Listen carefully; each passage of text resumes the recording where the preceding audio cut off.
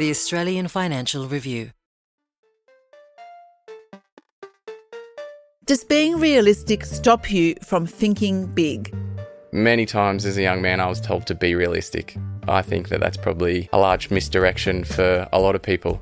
A lot of times said in passing or said in jest, but to be realistic just shuts our mind off to so many potential realities that would otherwise not be considered, and I think it would be to the detriment of innovation.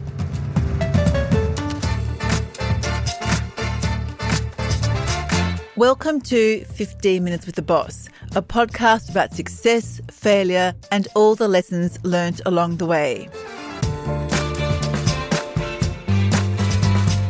I'm your host, Sally Patton, and my guest today is Oscar Ledlin, a commercial property developer who runs his own company, Ledlin Group. Oscar is just 34 years old and was ranked number 55 on the Australian Financial Review's Young Rich list last year.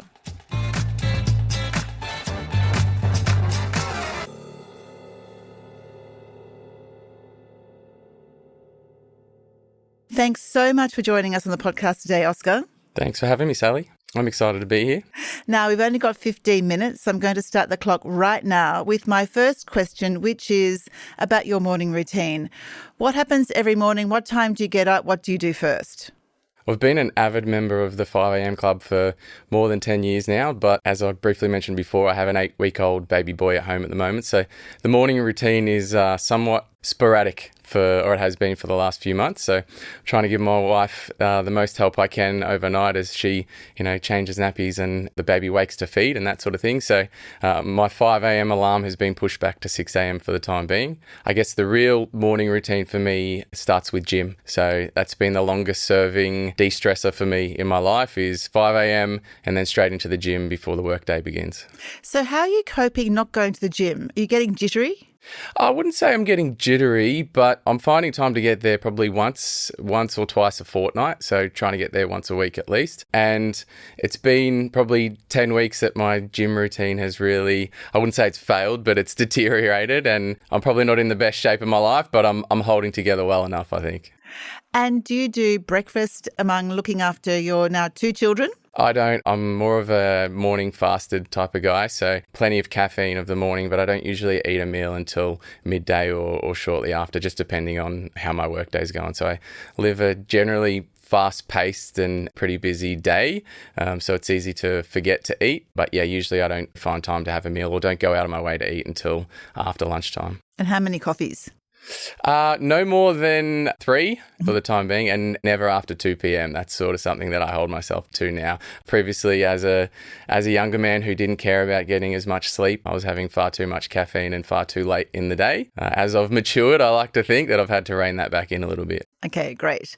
Was there a pivotal moment in your career, a promotion you were given, a project you worked on, an idea you had that changed the whole trajectory of what you were doing? Yeah, there's been a few, but I would say the most pivotal was the property that went on to be Ledlin's first project. So at 21, I found a project on a dirt road down on the Mornington Peninsula where I grew up. And there was a development site there. There was an opportunity to purchase the site and there was some constraints with the property. So the previous 2 developers had been unsuccessful in developing the property. One of them had actually gone broke on it and the bank had taken the property back.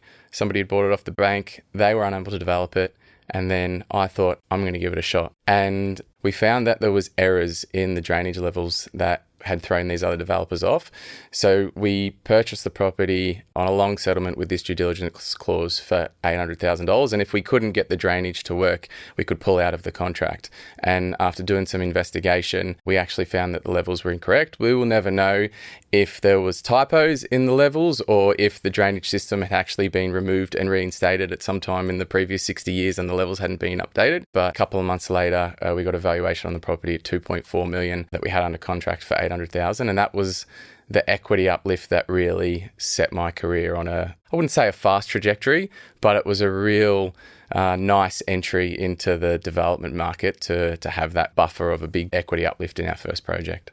So is that then what prompted you to set up your own company? Yeah, exactly right. And I was still working full-time in another job, and it was very much more of an investment / side business at the time. And it was for a couple of years after that before I started hiring people, building a business, and was eventually able to walk away from my full-time job, which was concreting at the time. So it was a real catalyst for you thinking, I can actually do this and I can see a career in this sort of work around small commercial properties. Yeah, well, I mean, it was right at the start of the e-com boom, and I had not so much friends, but people that I would see either in the paper or online that were making money from this boom in e-commerce and online money. And I thought that all these small e-com businesses that were starting to pop up were all going to need a place to base their business out of. All their suppliers will need a space to operate from, and that was sort of my view or my bet on small format commercial properties and industrial properties foremost, which is what we specialise in. And I thought, while everybody's going in this e-com direction, we'll build some of the infrastructure that will support what I thought would grow into a big industry, which of course now has. Yeah, amazing. What is the best piece of career advice you've ever received? I've received plenty of good pointers. I think one that's really stuck with me is always leave something in it for the next guy. And it's a mentality that I've taken through all different elements of my day-to-day business, whether it's selling a property or 50, 60 properties a year.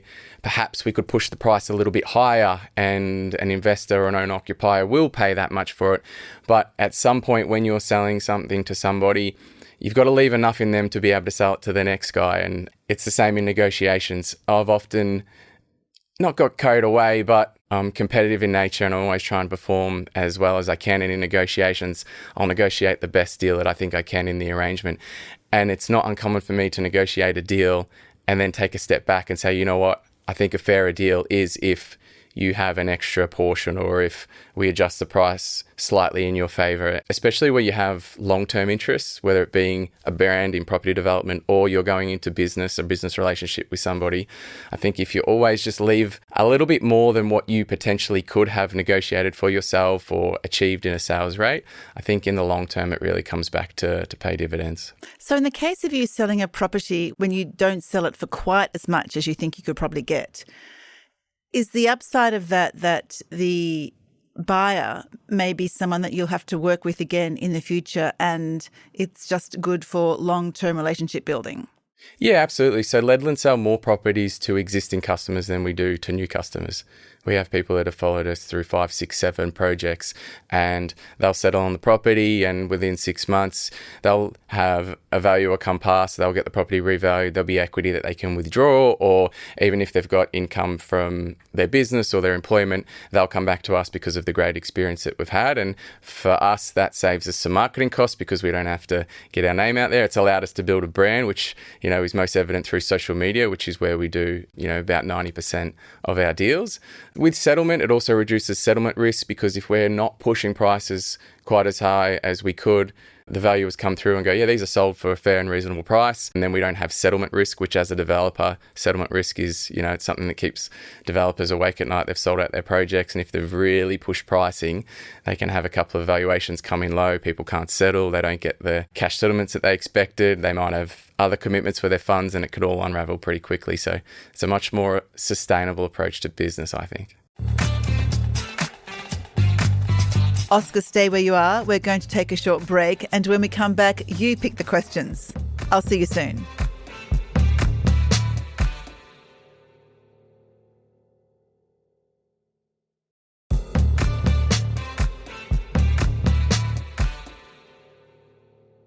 Welcome back to 15 Minutes with a Boss. I'm here with commercial property entrepreneur Oscar Ledlin. Now, Oscar, in front of me, not you because we're in different cities, is a somewhat shabby brown box, inside which are about 15 questions. I am going to pick them out one by one on your behalf. I hope you're going to trust me on this. I do, absolutely do. I know you wouldn't play any funny business. That's a very good answer. Okay, let's go.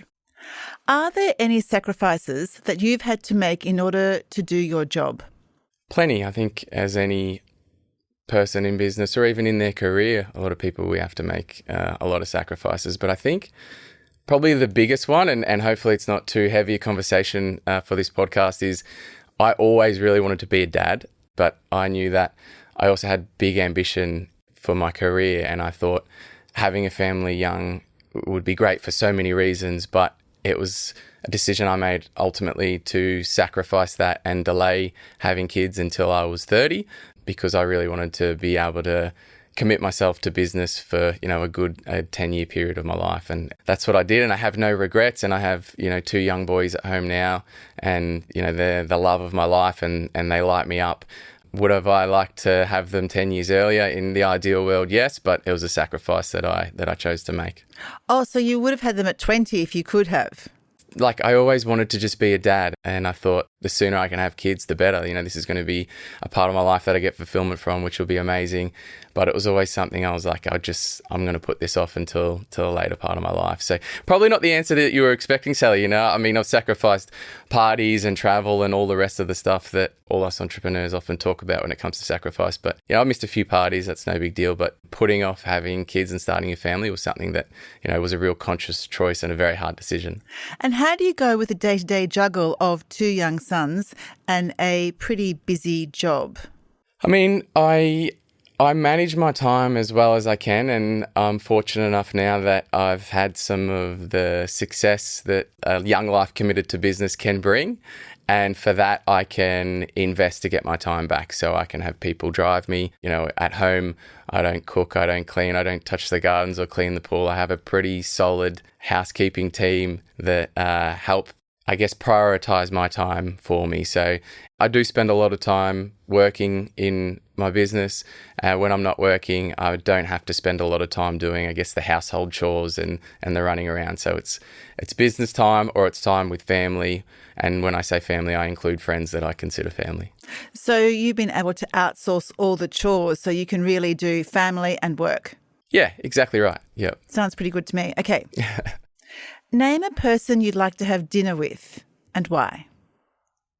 I think Elon Musk. He's very topical at the moment, right? He is. What do you want to know about Elon Musk? I would love to know what he thinks about when he's in the shower. See, for me, I spend a lot of my creative entrepreneurial thinking in the shower. When there's not a kid yelling for me or there's nothing to be done, I'm in the shower. That 5 minutes, 10 minutes is where a lot of my business ideas come to me. But at this point in my life, I've actually got a few businesses. Ledlin is the one that is probably most prominent for me because it's my surname, but I have another business that was recently valued at just under 300 million. I have the fastest growing vodka RTD business that I've been the interim CEO with a few friends of mine. And I often struggle with a few business endeavors. Which one should I think about when I'm in the shower having these creative ideas? And I think another person who from the outset, looks like they've done it really well is Elon. He's had multiple businesses with huge degrees of success all at the same time. And I just wonder how he juggles and prioritizes his time. So to you, is he a genius? A genius is I would say he couldn't be far from it. I, of course, don't know the guy at any personal level, and he has some political views that maybe I don't necessarily agree with. But at a business level, he has done astounding things. Yeah. And what are some of the best ideas you've had in the shower? I came up with a property product that we coined the Flexi Unit in 2021. It was a new asset class, if you think cross between a WeWork and a Storage King or a Fort Knox. It's a storage unit. You occupy the storage unit and everything within it. It has 4 walls, roller door, little mezzanine, and a few other bits and pieces. And then it shares communal amenity with the other 50 or so small format properties within the complex. So there's communal boardroom, bathroom, co-working office space, communal rooftop terrace, car wash, and a few other bits and pieces. And that was an innovation that really helped establish my brand as a property developer, and it really sort of propelled my career to get me some recognition as doing something that hadn't been done before. Okay, let's another question. What is the most common piece of work or life advice that you think is actually bullshit? Many times as a young man, I was told to be realistic. And I think that that's probably a large misdirection for a lot of people. And I think what realism is so subjective. And, we were talking about Elon Musk before, and you can imagine how many people would have heard his ideas. Even now, I would say that a lot of people are saying, the whole thing's a facade, or it's destined to fail, or we're not putting, assets or people into orbit and all those sort of things. And I think it's such a common suggestion. a lot of times said in passing or said in jest, but I think to be realistic just shuts our mind off to so many potential realities that would otherwise not be considered, and I think it would be to the detriment of innovation. So if someone says to you now, be realistic, what do you think inside? I just, dust it off. It happens often, and with varying degrees of substance. It might be a throwaway comment, be realistic, or it might be someone being like, you've got to be realistic about this, and they might have a bit more emphasis on what they're saying. But in any regard, I don't take too much consideration to it. I'm open to be challenged all the time. Like if I've laid out any plans or forecasts and somebody says, you really need to be realistic, well, I'll reconsider it. But I think the language is... it's not a term of endearment, really, is it? It's not a saying I love. So did people say that to you a lot, particularly when you were starting out with your company? Absolutely, yeah. I think anybody who's setting out on anything ambitious, people like to, and often from a place of love, they don't want to see us get our hopes up or end up in hot water in a financial way where we've bitten off more than we can chew. So I don't think it's always said with ill intent, but regardless of the intention behind it, I just don't think it's a saying that we should stand behind. So rather than be realistic, you would say think big. Yeah, absolutely. I haven't said that, but I absolutely will say that. Yeah, I'm going to take that. Thank you, Sally. Okay, anytime. Now I have got one final question, which we ask all our guests, and that is, if for some reason you weren't running your property company or your concrete company or your RTD company, you had to do something completely different, what do you think you would be doing? Do you have another business idea? Oh, I have plenty, but I think I would be in the private equity space, and I'd bring a level of consulting to the private equity space, which is something I've done plenty of consulting throughout my career, just as a passion thing. I make reasonable money from it, which is nice, but it's more just the experience of getting insight into other people's businesses, the challenges that they're facing, how they would face them, and then being able to share some of the experience from different industries or sometimes the same industry and bring value to them. I think if I was starting out completely from scratch, I would go into the space of finding businesses that could use more resources. Traditionally, it's financial resources they need. So if I was starting from scratch and I didn't have my own, I would raise those resources, and then I would bring a level of consulting to hopefully add value to the business and help nurture the financial investment of these theoretical investors that I've just made up and brought into my private equity firm. So private equity / consulting, that's what I'd be doing. And on that note, our time is up. Thank you, Oscar, so much for allowing us to spend 15 minutes with the boss. It's been really wonderful. Thank you, Sally. I've really enjoyed it. And thank you to everyone for listening. If you like the podcast and you want to hear more, consider sharing the podcast or writing a review, as it helps us to reach more people. And follow us wherever you get your podcasts.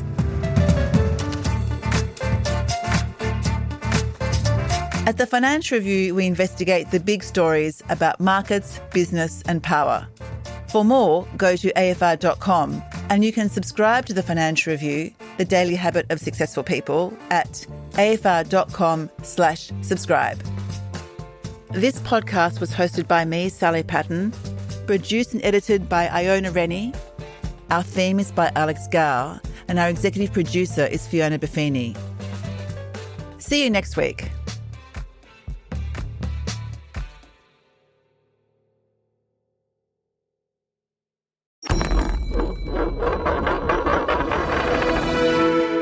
The Australian Financial Review.